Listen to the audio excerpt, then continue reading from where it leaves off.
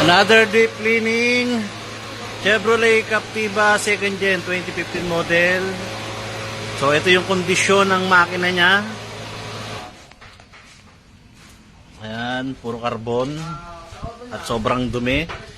After i-deep cleaning ng ating team, magbabalik na sa ano ulit yan, pag refresh. Magpapalit din tayo dito ng set ng timing belt. At ito yung kondisyon ng kanyang turbo. Yan, ang cause niyan, syempre low power. At pwede pang masira yung impeller nya. Then ito yung manifold. Diyan pa rin mga nababaklas natin. Then ito yung turbo hose. Ayan, palitin na rin to, may singaw.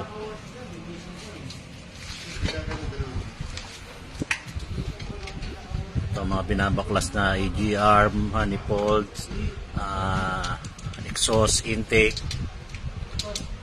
After malinisan yan, fresh na fresh yan. Pati yung engine bay na yan, nililinis namin yan.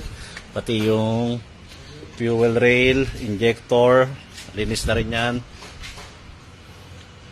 Paglabas dito niyan, back to smooth ride.